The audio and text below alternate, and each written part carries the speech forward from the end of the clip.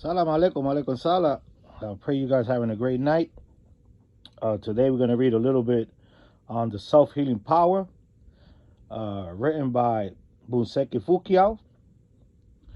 And we're going to start reading chapter 3, not too much, but a little bit. And here we go with what we're going to start with. I shall now introduce the core of the subject of this work, the self-healing power.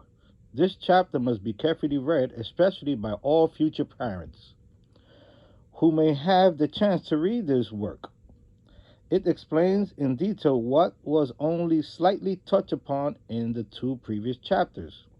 This chapter can become the most important key to the health of their unborn children, their individual self-healing power. We only harvest that we sow, or in other words, we only harvest what we sow. This is a simple axiomatic truth. A well-constituted seed from a strong, healthy, and beautiful tree will germinate with energy. It will grow strong, healthy, and become productive. Human beings are seeds too. We are mu menga, biogenetically, the seeded fruits of our parents and great-great-great-grandparents. This is what the Kikongo call Nsinga Dikanda, the biogenetic rope of the community of the dead with whom we are related by blood. As seeds, we can die or succeed in germinating with energy or the lack of it. We can grow strong, healthy, and productive, but we can also become weak, sickly, and unproductive. The germinative power of growing seed plant comes from its plant parents, male and female. The potential power of survival for a human being, like for a seed, comes from his parents. Potentials combine at the moment of conception. The individual self-healing power is funda dia engolo, or package of energy. It is created as well as generative. It is an entity in itself. Self-healing power is a gift one receives genetically, free from one's parents, not at birth, but at the moment of conception. One's individual self-healing power is complete genetic package based on by one's parent at the moment of conception. This unique, most important package represents everything known or unknown existing in both parents or for parents, including their state of mind at the moment of conception. This genetic package is not only the key to one's health, it is the most excellent healer.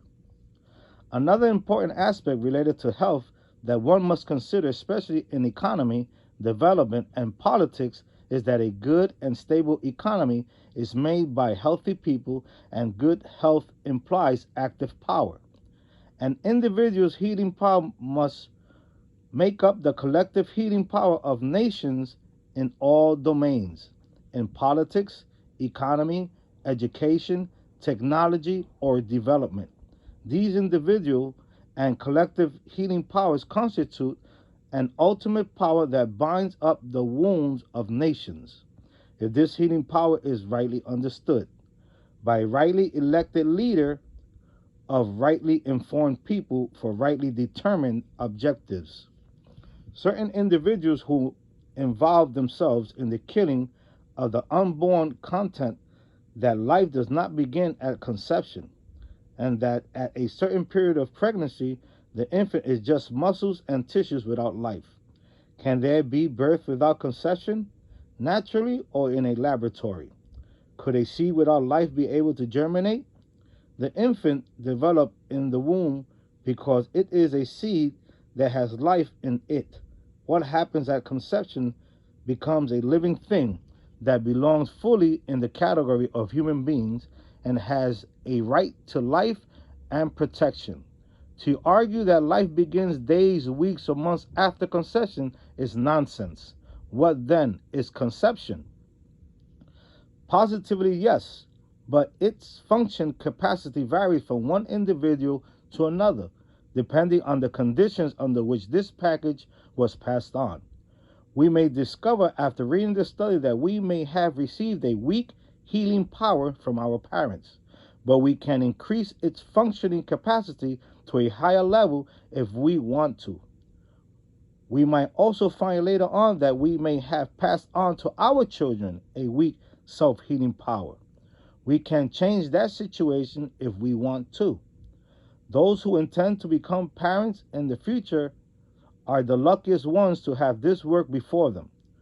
From the Bantu concept of the self healing power, they have the opportunity to decide what kind of children they would like to begin and bring into this world, in their family, and into their community. Weak, sickly, and socially unproductive children, or strong, healthy, and socially productive children.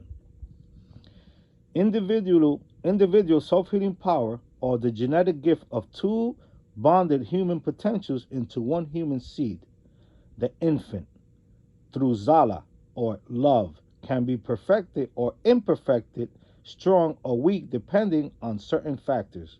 These factors can themselves be related to conception, gestation, birth, and an environment.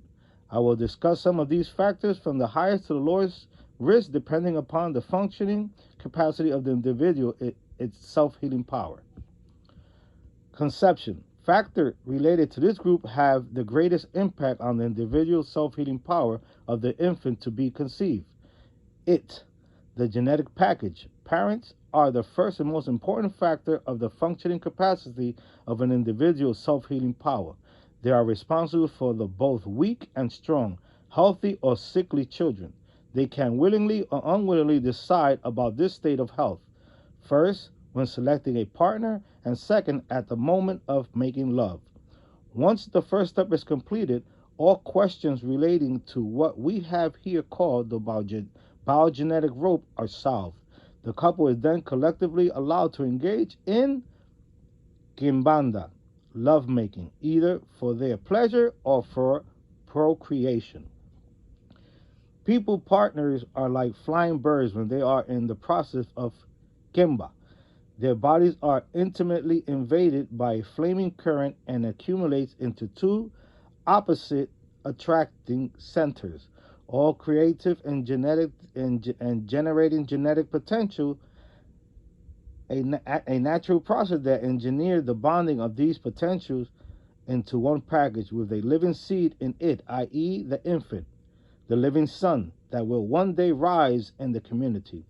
The physical as well as the mental state at this particular moment brings forth inside both parents all their genetic conditions, known or unknown, to be poured into the package, including, of course, all hereditary diseases and others. When the partner is drunk, Wena Wakolwa, Bantu, and Mokongo woman will never agree to make love. Well, when a person is drunk, it's stating here that a Bantu woman would never agree to make love with that man. For I might give birth to a drunken or idiot. That's what the woman would say if the Bantu man is drunk. So she will not lay down with him because she she doesn't want to have a children that's, comes out deformed with a problem. But she called it, I might give birth to a drunkard or an idiot. Most likely a drunkard. Colonization has also almost succeeded in eliminating this highly important and key principle to health and to life itself. As in most industrialized nations, African couples are being pushed into making love only after a glass of whiskey, getting high first. Whether this is done in Russia, in Africa, in Europe, or in the New World, this practice is foolish, and as we shall see in our third section of this work, a fundamental deviation. Alcohol and drug involve the entirety of the body being invaded by these substances, including one reproductive cells. When an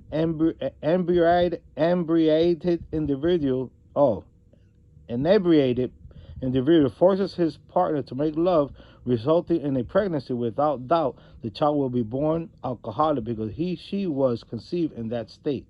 That state of mind mistakenly determined the child's genetic package, the package that is supposed to be more or less perfect because it is the individual self-healing power of the infant. Unfortunately, that package is now already infected or polluted by the carelessness of one of his or her own parents at the moment of conception. In traditional Africa, the wife must say kako, a category no. And if this continues, the wife has the right to bring her husband to the community in Bongi, which will hold a public hearing on the matter. Today, the kako reaction among women is disappearing in large cities where women are joining certain clubs of men to drink and smoke, which they believe are the symbols of equality. I hope that you can understand. I made a couple of mistakes. I'm sorry for that. Like I said, I just bought these Rite Aid glasses to try to read these little words I can't see, but I try my best.